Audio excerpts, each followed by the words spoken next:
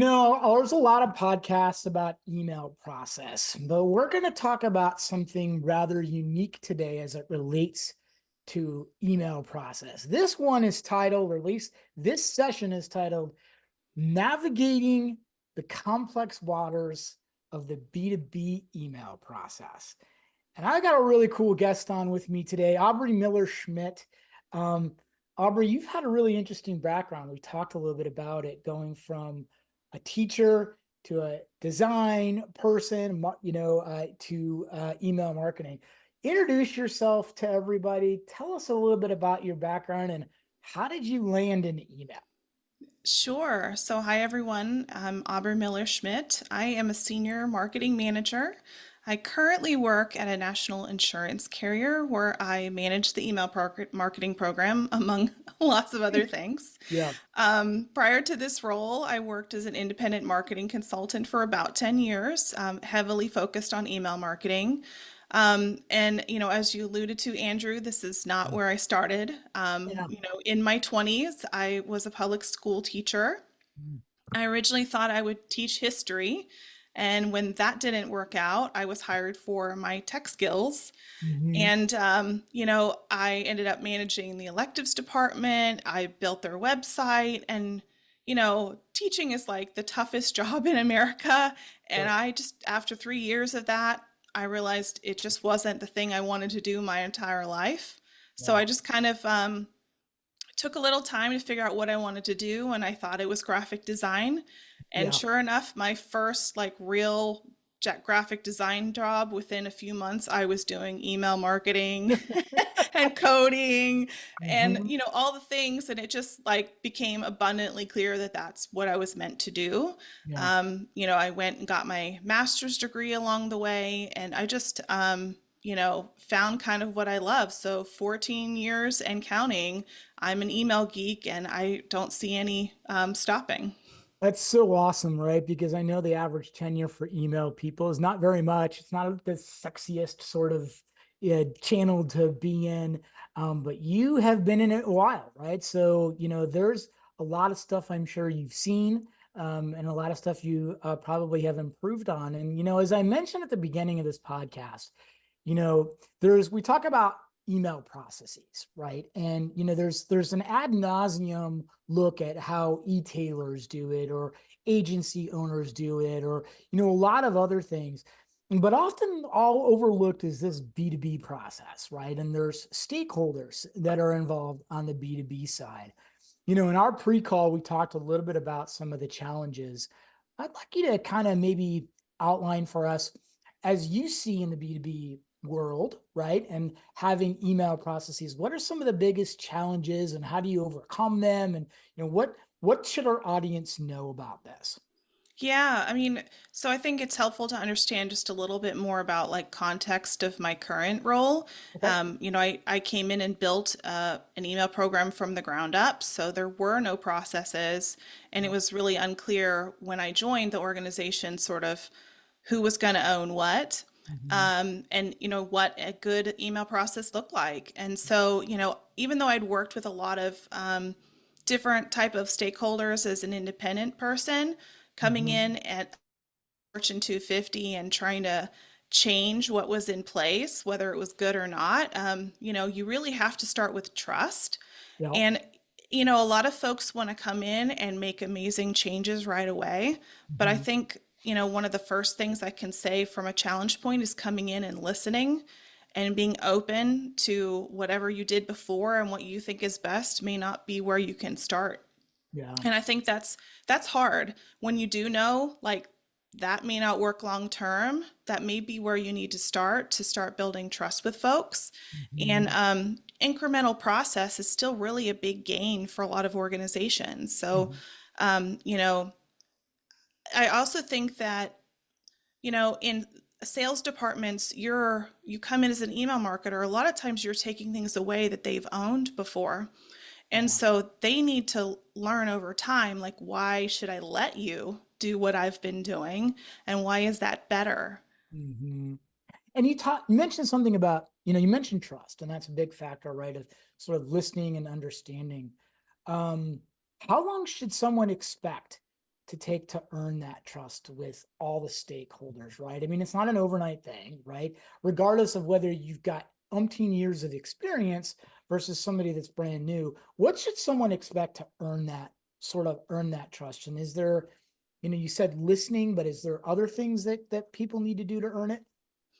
Yeah, so I think, time wise, anytime I started even working with a client, I looked at the first like 90 days as a getting to know you period and trying to understand what their goals are, Mhm, what you want out of the relationship, and mhm, just sort of figuring out where the pain points are. mhm. Because if there's mutual pain points, that's where you should be starting instead of where you might normally want to start an email program.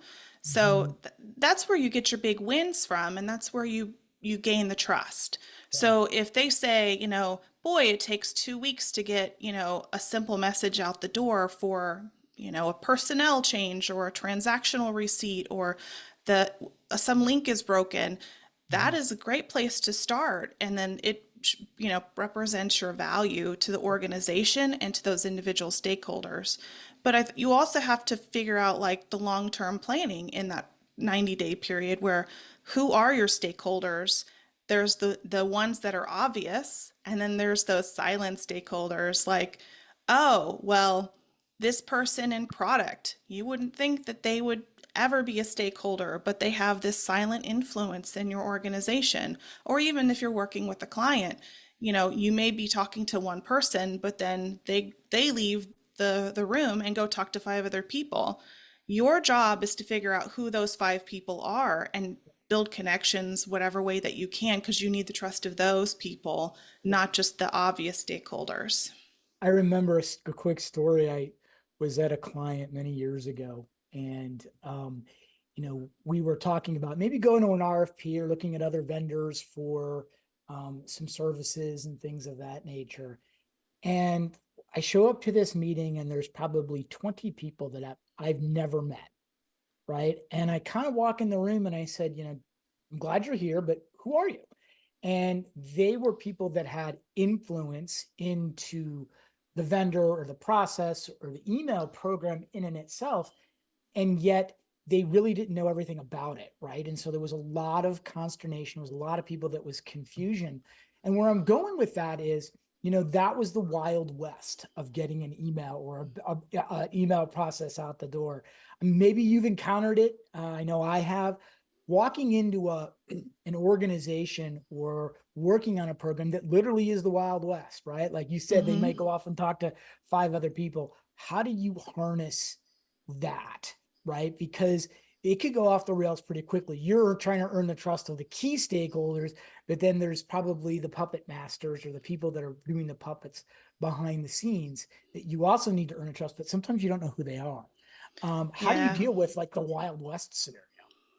Well, I think whenever you do start receiving feedback that you don't understand, that's Mhm, where you open those conversations of like, help me understand where this is coming from. And you mhm, just keep probing and mhm. asking good questions and making sure you're really listening Yeah, actively without judgment. yeah, And usually you'll find out like, well, I talked to Joe in the corner and yeah, his nephew is a graphic designer or he's a yeah, copywriter or yeah, he saw something on TikTok yeah. and that influences, what happens. Mhm, So, and you can say, well, I really appreciate Joe's perspective. What could I mhm. meet him? Yeah, Oh, well, he's not that important. Well, that's fine. right, I'd love to have the opportunity for anyone that's looking at this to kind of hear right, the understanding of the goals and the why and how this moves the organization forward, and we're yeah. open to all those ideas. It just helps me to hear it straight from the horse's mouth. And And you often find that that person's time is no longer valuable, so right, they drop off, right, or you find out, well, they really should be a proper stakeholder, and it sort of clears the mud, and it yeah, takes a little bit of time. But I'll also say that, when you offer to sort of educate folks, and again, it's in a true open dialogue kind of manner of like, what is the value of email? right. And not just to the organization, but to Mhm, them. Remember, people mhm. are inherently hate to say, but selfish, like Right. what's in it for me, just like your customer. Right. And your internal folks also are like, well, you know, I don't want you to do that. It takes you 2 weeks, but like, well, then you don't have to do all this other work, Yeah. Yeah. automation. There's those conversations that you can't have through sending messages. You Mm-hmm. have to have them in, a sort of dialogue. So one of the things that I did when I joined my organization was I, kind of explained what email is, what the Mm-hmm. parts of an email are. I mean, it's like email 101, but Yeah. not everybody knows that stuff. And you assume too much Mm-hmm. that people know what that is and why it matters and, Mm-hmm. how it affects your organization. And it opens this dialogue of, oh, that's really cool. So Yeah. that's why you always like edit my stuff and make it like half the length, you Right. know? Right. To add on to that, and that's really great. I think one of the things that if you walk into a scenario and there appears to be other stakeholders, what I've always done is formulated 2 or 3 questions and asked everybody separately, not in the same room, but separately, the same 3 questions, right? And then you kind of get to see. So I always use the example of define what great email marketing looks like to you. Well, it Mm-hmm. depends upon who I'm asking. If I'm asking a copywriter versus somebody in legal versus somebody in IT or versus a C-suite, you're going to get different answers. And so I always sort of write that stuff down and say, at the end, when we're trying to satisfy and put together a new process to get an email more effectively out the door so that we can work on cool stuff, this is what I have to contend with as the quote unquote owner or the throat to choke on an email program. And then when that's sort of brought to light to everybody, you don't need to do some big presentation or whatever. When that's brought to light to everybody, everyone's like, oh, yeah, there's a lot more than just what I'm responsible for in sales or in product management or whatever. And so that sort of forms the building blocks of creating something pretty amazing. So tell us, tell our audience, what's one accomplishment from a process standpoint that you're most proud of in your career? Because I'm sure you've done some pretty cool stuff, right? Yeah. I would say um, gaining control of something Mm-hmm. that needed to live with me, that Mm-hmm. lived with someone else that really loved owning it. And it Mm-hmm. came not from strong arming Yeah. it away from them, but through that relationship building and trust. Mm-hmm. But also I just add that like it also defining who are my stakeholders were, Mm-hmm. and like building RACI charts. There's lots of different ways of building accountabilities, but that work is really hard. Mm-hmm. And everyone, often wants to think that they're the one that gets to have the final say. And getting to that point when you come into an organization that doesn't have it, like that makes me really proud Mm-hmm. that not just I got it done, but then Mm-hmm. people were like, yeah, that works. Yeah. It Yeah. works for us. That makes me really proud. Um, when we chatted earlier, we talked a little bit about sales leaders. I love Mm-hmm. sales, right? I love messing around with salespeople. I love talking to salespeople. There are some unique personalities in sales, and there's always this push-pull syndrome of sales versus marketing. And the leaders have sort of a vision because they're on the ground, talking to potential customers or renewing customers or whatever the formula of the business is. Um, and so dealing with a salesperson or sales leaders is much different than that of dealing with somebody in the product suite because you're right. Like you mentioned in the beginning, sometimes they've already done it themselves, right? Mm-hmm.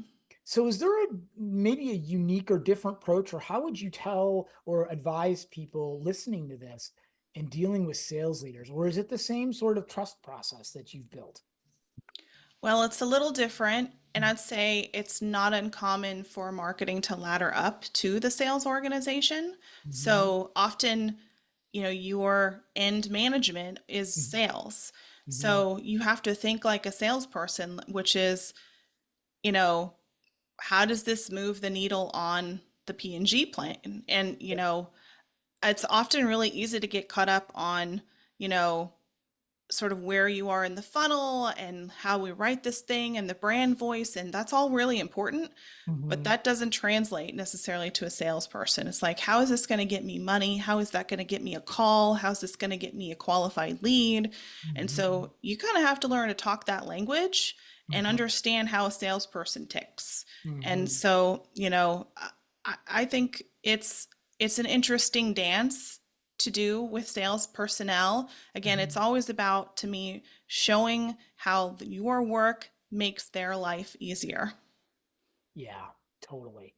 So you And don't have to do that, calling as many people because, we're qualifying the leads for you, or mhm, whatever it is that you're doing. yeah. It's better for them. Right. And salespeople, you're right. Salespeople, the end goal obviously is for them to sell and grow the company and do all of that. But there's this era of, hey, I want it to be personal, like it's coming from me, rather than just the company. And so there's this push pull of testing, right? And I'm sure you've kind of gone through in your processes of setting up, like, well, let's test this personalization of it's coming from you, Mr. or Mrs. Salesperson, to that of just coming from the company and which one resonates most. Have you received a lot of pushback when doing something like that? Oh, 100%. Yeah. I mean, it's really easy to focus on, whoever the loudest voice is, and sales, they have really valuable relationships, don't get me wrong. But that's just one person talking to them. And so you got to put your, the science part of marketing on and Mhm. run tests and say, that's a really cool idea. Instead of, Mhm. again, not shutting them down, but saying, Mhm. okay, I mean, as much as you can, that's how you win and keep your trust. But Right. you also win the battle long term by saying, okay, that's really interesting. Let's see how that performs Yeah. and run the test. And Yeah. eventually you're going to wear them out of like, okay, we don't need to test that, Yeah. Yeah. And not to say again, you're not trying to always like be right, but Hmm. sometimes you just know from your background and you still got to do the science anyways to prove them, Hmm. what you're saying is still true. Because you know what? Sometimes you'll be surprised and you're wrong. Yeah. And the notion of somebody saying, well, this is the way I've always done it in sales, and I've been doing this for X number of years, and you just come in here and you're the whippersnapper, and I'm the person that kind of knows the client and the customers. My philosophy is that's the most dangerous saying, right? Is that we've always done Oh, it this way. yes. There's always a better way. That is the control. Let's see if we can find something that converts, however you define it, right? Or does something better to make your life, like you said, easier, right? Mm-hmm. And when you kind of turn that tables to somebody in sales, they'd be like, well, okay, I'm willing to maybe try it, unless you get the person that's completely stonewalled you, right? Then you kind of have a little bit more sort of work to do. So I want to wrap it up here just a little bit. And I want to say that, the B2B email process, right, is individual. And I'm assuming that all the clients you've worked with before in the past and in your current organization, they're probably all unique. Oh, Um, 100%. is Yes. there, however, any common element, even though there's a unique process to get an email out the door? Is there any sort of component that is a common element in a B2B process? Wow, that's a really deep question, Yeah, actually. right. What's the same? I mean, the same is that the end goal is the same, is to get this, to win the sale. Hmm. And there's the sales funnel exists Hmm. no matter what your journey is, right? Some Hmm. are longer, some are shorter. They have different personas, but like the main process is always the same. And Hmm. so, that's the, Yeah, I know but it's a tough. it's really tough question. And Yeah. but I also would say that having worked with so many different types of clients, that I really just come in and try to like put everything that I know to the side and just see what's there. Yeah. And Blank you slate. find the patterns and you can relate it to the things you've done before. But I'll say that if I had come in with assumptions, like I would have thought some of the stuff that, some people do is completely stupid. Right. But then you're like, you look at the numbers and you're like, wow, this is really effective. And Right. people's Right. behavior is not always what you would expect. And I mean, consumer behavior. Yeah. So yeah, I don't know. I led that question because I may have already answered the question in my head as you were answering it. I think maybe the common element that maybe exists is that of change. Once you put a process in place, right? It's not like it's solidified and set in stone. You're always looking for ways to improve that, right? You may have something set in place for a couple of months, but you're making minor and small tweaks, and those tweaks may be good or bad, right? Type of thing. All right, so wrap it up. What are the main key points you want to get across to our audience around a B2B email process? What are some of the tricks of the trade that you've learned in your experience? Sure. So the number one thing I'd say is that you absolutely need one, a really, really good one, and you Mhm. shouldn't settle for not having one long term. Yeah, Don't let people steamroll over you. yeah. You come in, build trust, show Mhm. that it matters for both their sanity and yours, and Mhm. quality control, Mhm. and that you get better outcomes by having good processes. You Mhm. know, and I also just, keep saying, like, you really have to be open-minded to see what's working, what's broken, and keep adapting. You'll Mhm. have new people come into the organization that have different ideas, and you just have to keep, trying stuff, because otherwise you won't survive, any organization, because it is, like you said, constant change. Yeah. My key takeaways are a little bit building off of yours, in that you can't come in with a predefined process because you've worked it at your other company and it worked really well and the business is somewhat similar, right?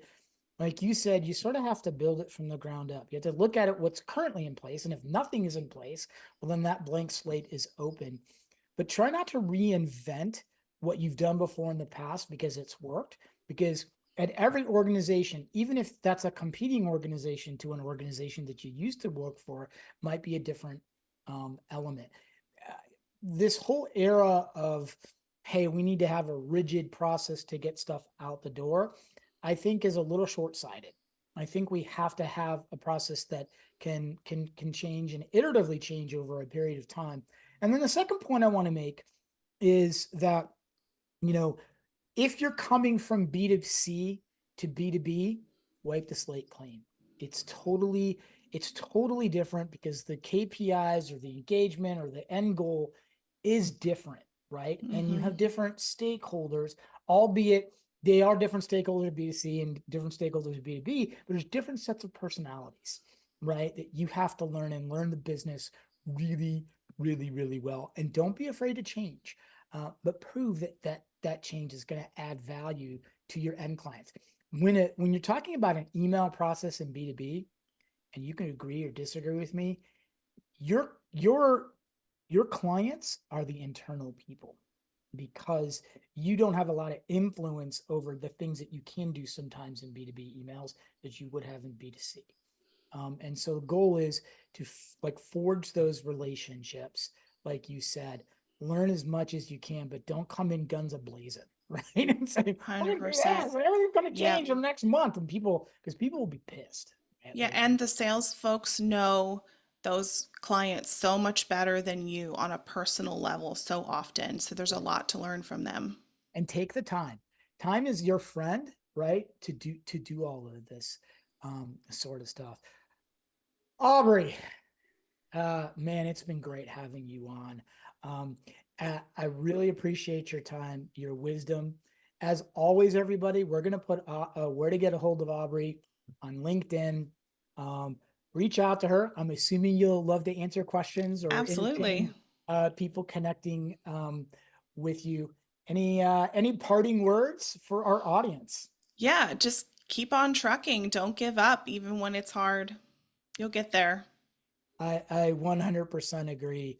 As always, everybody keep emailing and doing the things that you're doing, but look for iterative changes and improvements in your program that will make a big difference. Thank you again for supporting Email Never Sleeps, everybody. Thanks again to my guest, Aubrey Miller Schmidt. And we'll see you next time on Email Never Sleeps. Take care, everybody.